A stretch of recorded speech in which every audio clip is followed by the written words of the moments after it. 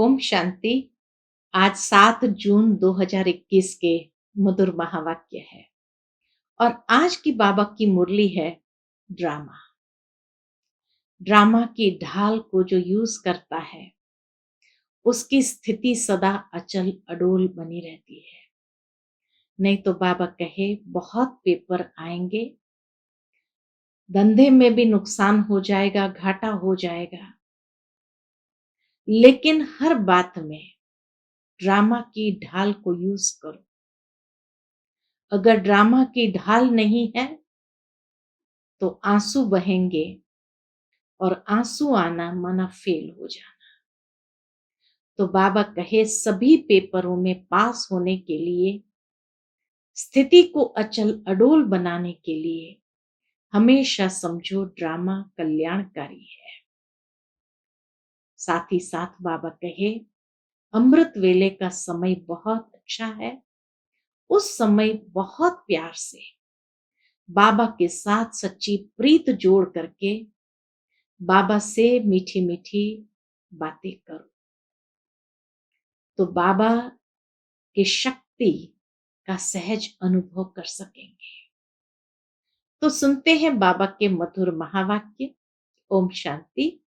मीठे बच्चे, अमृत वेले का समय बहुत बहुत अच्छा है, इसलिए सवेरे सवेरे उठकर एकांत में बैठ बाबा से मीठी मीठी बातें करो। प्रश्न है आज की मुरली का, कौन सी नॉलेज निरंतर योगी बनने में बहुत मदद करती है? कौन सी नॉलेज निरंतर योगी बनने में बहुत मदद करती है? उत्तर है ड्रामा की। जो कुछ बीता ड्रामा की भावी।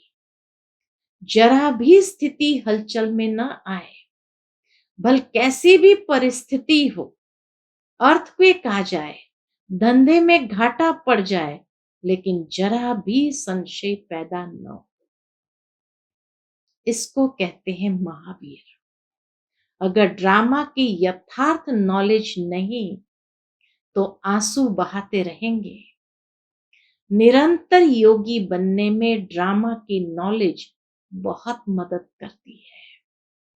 आज की मुरली का गीत है ओम नमः शिवाय। ओम शांति। बच्चे अब अच्छी रीति समझते हैं पतित दुनिया का अब अंत हो रहा है, पावन दुनिया की आदि हो रही है। यह सिर्फ तुम बच्चे ही जानते हो और बच्चों को ही यह डायरेक्शन व श्रीमत मिलती है। कौन देते हैं? ऊंचते ऊंच भगवान समझाते रहते हैं कि पतित से पावन बनना है। यह नॉलेज तुम्हारे लिए है और तो सब पतित है। यह पतित दुनिया विनाश जरूर होनी है। पतित कहा जाता है विकारी को। बाप समझाते हैं कि तुम जन्म जन्मांतर एक दो को दुख देते आए हो, इसलिए तुम आदि मध्य अंत दुख पाते हो। एक दो को पतित बनाते हो, पुकारते भी है कि हम पतित हैं, परंतु बुद्धि में पूरा बैठता नहीं है। कहते भी है पतित पावन आओ, परंतु फिर भी पतितपना छोड़ते नहीं है। अभी तुम समझते हो सारी बात है पावन बनने की। सारा ज्ञान का सार है ही पावन बनने का। यह समझाने वाला भी तो कोई चाहिए। समझाने वाला है ही एक, बाकी यह जो गुरु लोग है ये किसको पावन बना नहीं सकते। पावन भी सिर्फ एक जन्म के लिए नहीं, जन्म जन्मांतर के लिए बनना है। तुम्हारे में भी जो ज्ञानवान है वह तीखे होते हैं, ड्रामा अनुसार वह नून है। तुम्हारे में भी महावीर पना चाहिए, वह आएगा बाप की याद में रहने से। महावीर पना आएगा बाप की याद में रहने से। बाप बहुत अच्छी रीति बैठ समझाते हैं। जैसे बाबा कहते हैं कि सवेरे उठकर याद करो। वह समय बहुत सुंदर है याद करने का, जिसको प्रभात कहा जाता है। भक्ति मार्ग में भी कहते हैं, राम सिमर प्रभात मोरे मन। राम सिमर प्रभात मोरे मन। बाप भी कहते हैं, सवेरे उठ बाप को याद करो तो बड़ा मजा आएगा। बाप की याद में बैठ यही ख्याल करना चाहिए कि कैसे किसको समझाएं। अमृत वेले का वायुमंडल बड़ा शुद्ध रहता है। दिन में तो गोरख धंधा रहता है, रात को 12 बजे तक तो विकारी वायुमंडल रहता है। साधु संत भक्त आदि सब भक्ति भी प्रभात को करते हैं। यूं तो याद दिन में भी कर सकते हैं। धंधे में भल रहे बुद्धि का योग जिस देवता का पुजारी होगा उनके पास होगा, परंतु ऐसा किसको रहता नहीं है। भक्ति मार्ग में सिर्फ दर्शन के लिए मेहनत करते हैं, मिलता कुछ भी नहीं। उनको भी भक्ति करते करते तमो प्रधान बनना ही है। हर कोई को नीचे उतरना ही है। भक्ति मार्ग में भी शिव पर बलि चढ़ाते हैं, जिसको काशी कलवट कहते हैं। शिव को याद करते करते कुएं में कूद पड़ते हैं, शिव के ऊपर बलि चढ़ाते हैं। वह है भक्ति मार्ग की बलि, यह है ज्ञान मार्ग की बलि। कौन सी है ज्ञान मार्ग की बलि? सवेरे सवेरे उठकर बाबा को बहुत प्यार से याद करो। वह भी मुश्किल, यह भी मुश्किल। वहां काशी कलवट खाना भी मुश्किल और यहाँ बाप पर बलिहार जाना भी मुश्किल लगता है। भक्ति मार्ग में इससे कुछ फायदा नहीं, काशी कलवट खाने से कुछ फायदा नहीं। यह जैसे आत्मा अपने शरीर का घात करती है, यह कोई ज्ञान नहीं है। वह भी कह देते आत्मा सो परमात्मा। आत्म अभिमानी तो एक बाप ही है, जो बच्चों को समझाते हैं कि परमात्मा तो मैं एक ही हूं। हम आत्मा सो परमात्मा कहना ये बड़े से बड़ी झूठ है। आत्मा सो परमात्मा कहना बाबा कहे ये बड़े से बड़ा झूठ है, यह तो हो ही नहीं सकता। बाप कहते हैं मैं आता ही हूं पतितों को पावन बनाने, सो पावन बना रहा हूं। बाकी तो ड्रामा में जो होना है सो होगा ही। समझो अर्थक्वेक होती है। अब यहां से ड्रामा की बात बाबा पक्की कराते हैं। समझो अर्थक्वेक होती है, छत गिर जाती है। कहेंगे भाभी कल्प पहले भी ऐसे हुआ था, इसमें जरा भी हिलने की दरकार नहीं।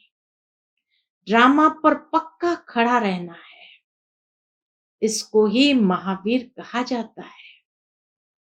एक्सीडेंट आदि तो ढेर के ढेर होते रहते हैं, फिर किसकी रक्षा करते हैं क्या? ये तो ड्रामा में नोंद है, ऐसा ही ड्रामा में पार्ट है। जो ड्रामा को नहीं जानते वह देह को याद कर आंसू बहाते हैं। वह कभी शिव बाबा को याद नहीं कर सकते, क्योंकि शिव बाबा से प्यार नहीं है। तो देहधारियों को याद करके आंसू बहाते हैं। शिव बाबा को याद करो, शिव बाबा से प्यार है तो बाबा कहे अवस्था अचल रहेगी। वह कभी शिव बाबा को याद नहीं कर सकते, क्योंकि शिव बाबा से प्यार नहीं है, सच्ची प्रीत नहीं है। बाप के साथ तो पूरी प्रीत होनी चाहिए। शिव बाबा के साथ प्रीत बुद्धि तुम कल्प कल्प बनते हो। देवताओं की बाप के साथ प्रीत बुद्धि थी, ऐसे नहीं कहेंगे कि देवताओं की बाप के साथ प्रीत बुद्धि, वो तो जानते ही नहीं परमात्मा कौन है। देवताएं तो बाबा हमेशा जैसे कहते रॉयल बुद्धू है, तो ऐसे नहीं कहेंगे देवताओं की बाप के साथ प्रीत बुद्धि थी। उन्होंने इस प्रीत से वह पद पाया, संगम युग की प्रीत से वह पद पाया। वहां तो मालूम भी नहीं रहेगा, सारे कल्प में तुमको शिव बाबा का पता भी नहीं रहता है। जो प्रीत रख सको, अभी बाप ने अपना परिचय दिया है। अब बाप कहते हैं कि और संग तोड़ मुझ एक साथ जोड़ो। यह विनाश काल तो जरूर है, यह भी तुम बच्चे जानते हो। मनुष्य तो बिल्कुल ही घोर अंधियारे में है। तुम अभी समझते हो, हमको तो बाप से पूरा वर्षा लेना है। याद बिगर सतो प्रधान नहीं बन सकेंगे। सर्जन बन अपने रोग को देखना है। श्रीमत पर देखना है कि हमारी बाप के साथ कितनी प्रीत है। अमृत वेले ही बाप को याद करना अच्छा है। प्रभात का समय बहुत अच्छा है। उस समय माया के तूफान नहीं आएंगे। रात को 12 बजे तक तपस्या करने का कोई फायदा नहीं है, क्योंकि टाइम ही गंदा होता है, वायुमंडल खराब रहता है। तो 1 बजे तक छोड़ देना चाहिए। 1 के बाद वायुमंडल अच्छा रहता है। बाप कहते हैं अपना तो है ही सहज राजयोग, भला आराम से बैठो। बाबा अपना अनुभव भी सुनाते हैं। कैसे बाबा से बातें करता हूं। ब्रह्मा बाबा अपना अनुभव सुनाते, कैसे बाबा से बातें करता हूं। बाबा कैसा वंडरफुल ये ड्रामा है। देखो बाबा के रूह बयान। बाबा कैसा वंडरफुल ये ड्रामा है। आप कैसे आकर पतित से पावन बनाते हो, सारी दुनिया को कैसे पलटाते हो। बड़ा वंडर है। जैसे बाप को ख्याल आते हैं, वैसे बच्चों को भी आने चाहिए। ब्रह्मा बाबा कितना सुंदर रीति से शिव बाबा के साथ रूहान करते हैं। तो बाबा कहे ऐसे तुम बच्चों को भी ख्याल आना चाहिए। कैसे मनुष्य का बेड़ा पार करे, अथवा कैसे नैया पार करे। बाप कहते हैं तुम पुकारते रहते हो, हे पतित पावन आओ। अब मैं आया हूं, अब तुम पतित न बनो। क्या कहते बाबा, अब मैं आया हूं, अब तुम पतित न बनो। पतित होकर सभा में आकर नहीं बैठो, नहीं तो वायुमंडल अशुद्ध कर देते हो। बाबा को मालूम तो पड़ता है। दिल्ली में, बॉम्बे में ऐसे विकार में जाने वाले आकर बैठ जाते थे। गाया हुआ है, असुर आकर विघ्न डालने बैठते थे। विकार में जाने वालों को असुर कहा जाता है। वायुमंडल को खराब करते हैं, उनके लिए सजा बहुत कड़ी है। बाबा समझाते तो सभी बातें हैं, फिर भी अपना घाटा करने के सिवाय रहते नहीं। झूठ भी बोलते हैं, नहीं तो फौरन लिख देना चाहिए, बाबा हमसे यह भूल हुई, क्षमा करना। अपना पाप लिख दो, नहीं तो वृद्धि को पाते रहेंगे और रसाताल में चले जाएंगे। आते हैं कुछ लेने लिए और ही कान कटा लेते हैं। यह भी ड्रामा में पार्ट है। ऐसे असुर कल्प पहले भी थे, अभी भी है। अमृत छोड़ विष पीते हैं, अपना भी घात करते हैं और औरों को भी नुकसान पहुंचाते हैं। वायुमंडल खराब कर देते हैं। ब्राह्मणियां भी सब एक समान नहीं है। महारथी, घोड़ेसवार, प्यादे सब है। तुम बच्चों को अथाह खुशी होनी चाहिए। बाबा मिला और बाकी क्या। हाँ, अपने बच्चों आदि को जरूर संभालना है। ऐसे नहीं कि बाबा ये सब आपके हैं, अब आप संभालो, हम तो आपके बन गए। बाप समझाते हैं कि गृहस्थ व्यवहार में रहते कमल फूल समान पवित्र बनो। कोई भी पतित काम नहीं करो, बस पहली बात है काम की। द्रौपदी ने भी इस पर पुकारा कि हमको ये नंगन करते हैं। पुकारा भी तब, बाबा कहे पुकारा भी तब था जब बाप सुनने वाला आया था।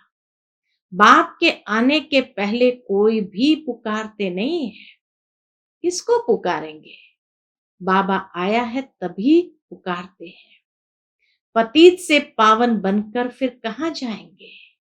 वापस जाना है। वह तो सही यही समय है। बाबा कहे वापस जाना है, वह तो यही समय है। सबका सदगति दाता लिबरेटर एक ही है। यहां तो दुख है। साधु संत आदि कोई भी सुखी हो न सके। सबको कोई न कोई दुख रोग आदि होता ही है। कोई गुरु अंधा लूला भी होता है। जरूर कोई ऐसा काम किया है तब तो अंधा लूला आदि बनते हैं। बाबा ड्रामा की गुह्य बात बता रहे हैं कि कोई ना कोई जन्म में ऐसा काम किया है तब तो अंधा लूला आदि बनते हैं। सतयुग में कोई अंधा लूला आदि थोड़ी होगा। मनुष्य थोड़ी समझते हैं। बाप ही आकर समझाते हैं। बाप ही ज्ञान का सागर पतित पावन है। बाकी तो सब है भक्ति। वह भक्ति मार्ग ही अलग है। वह है सीढ़ी उतरने का मार्ग।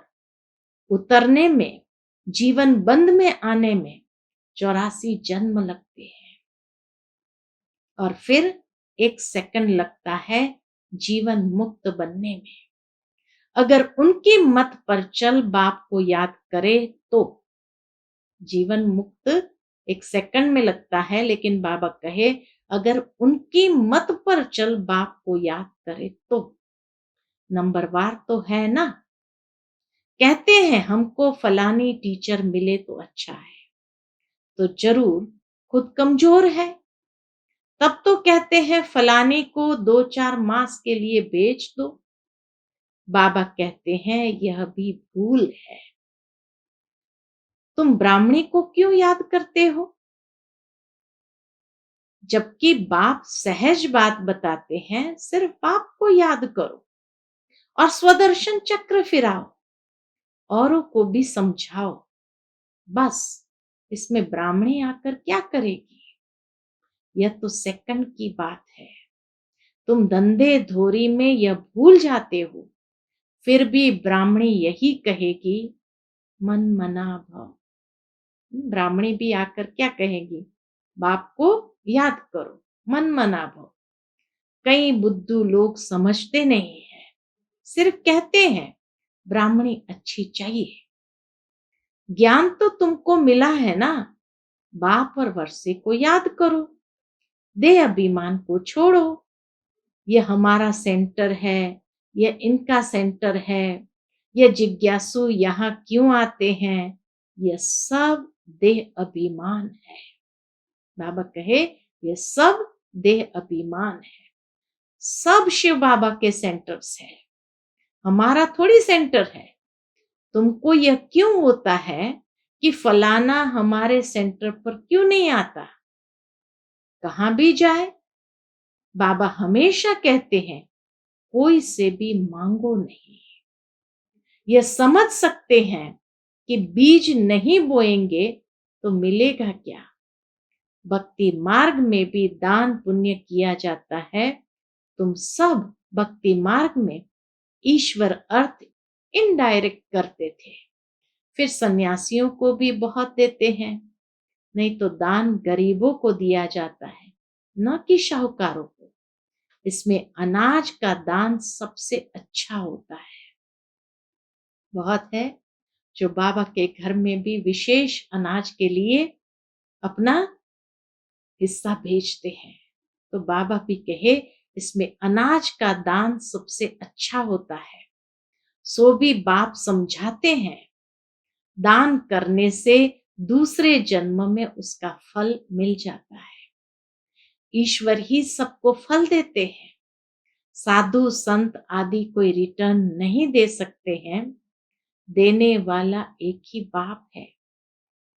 किसके भी थ्रू देवे बाबा, किसके भी थ्रू देवे, लेकिन देने वाला, रिटर्न करने वाला बाप है। चाहे किसी को भी दिया, देवताओं को दिया, साधु सन्यासियों को दिया, लेकिन रिटर्न करने वाला बाप ही है।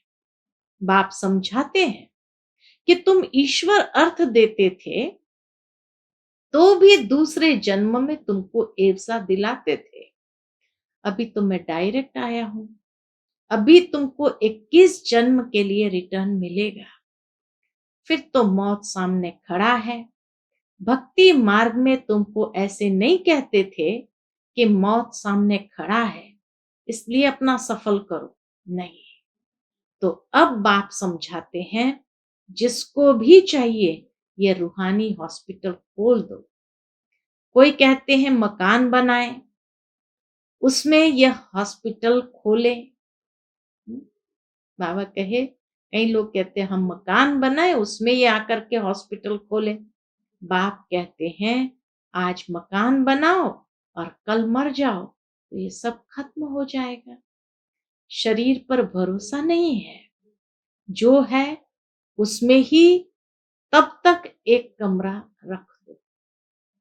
जो है उसी में एक कमरा रख दो, जिसमें रूहानी हॉस्पिटल, रूहानी कॉलेज बनाओ। बहुतों का कल्याण करेंगे तो बहुत ऊंच पद पाएंगे। अच्छा, मीठे मीठे सिकिलते बच्चों प्रति माता पिता बाप दादा का याद प्यार और गुड मॉर्निंग। रूहानी बाप की रूहानी बच्चों को नमस्ते। हम सब रूहानी बच्चों की रूहानी माता पिता बाप दादा को याद प्यार, गुड मॉर्निंग और नमस्ते। नमस्ते। शुक्रिया बाबा, शुक्रिया। आज की मुरली से धारणा के लिए मुख्य सार।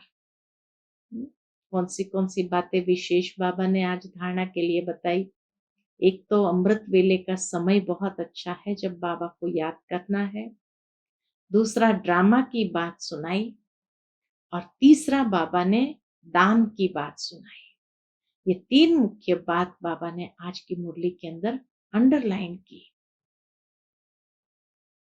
तो धारणा के लिए मुख्य सार, पहली पॉइंट, श्रीमत पर अपने आप को देखना है कि इस विनाश काल में मेरी एक बाप से सच्ची प्रीत है और सब संग तोड़ एक संग जोड़ी है। कभी कोई विकर्म करके असुर तो नहीं बनते। ऐसी चेकिंग कर स्वयं को परिवर्तन करना है। दूसरी पॉइंट, इस शरीर पर कोई भरोसा नहीं है, इसलिए अपना सब कुछ सफल करना है। अपनी स्थिति एक रस अचल बनाने के लिए ड्रामा के राज को बुद्धि में रखकर चलना है। आज का बाबा का मधुर वरदान है, निष्काम सेवा द्वारा विश्व का राज्य प्राप्त करने वाले विश्व कल्याणी रहम दिल भव। निष्काम सेवा द्वारा विश्व का राज्य प्राप्त करने वाले विश्व कल्याणी रहम दिल भव।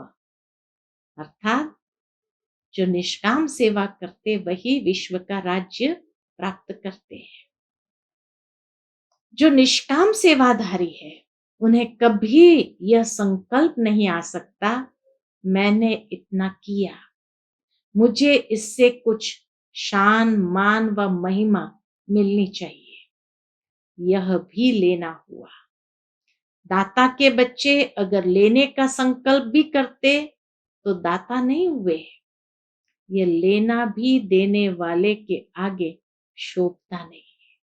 अगर नाम मान शान महिमा आदि इच्छा रखते हैं तो बाबा कहे यह लेना भी देने वाले के आगे शोभता नहीं। देने वाला निष्काम, कोई अपेक्षा नहीं, कोई इच्छा नहीं। अगर लेने की कामना रहे तो शोभा कहाँ देता है। जब यह संकल्प समाप्त हो तब विश्व महाराजन का स्टेटस प्राप्त हो। ऐसा निष्काम सेवाधारी बेहद का वैरागी ही विश्व कल्याणी रहम दिल बनता है। आज का स्लोगन है, अपनी गलती दूसरे पर लगाना यह भी परचिंतन है। कितनी गुह्य बात बाबा ने बताई। अपनी गलती दूसरे पर लगाना यह भी परचिंतन है। छोटी छोटी बात भी कभी कभी हम अपने से अवॉइड करके दूसरे पर लगाना शुरू करते, तो बाबा कहे यह भी परचिंतन है।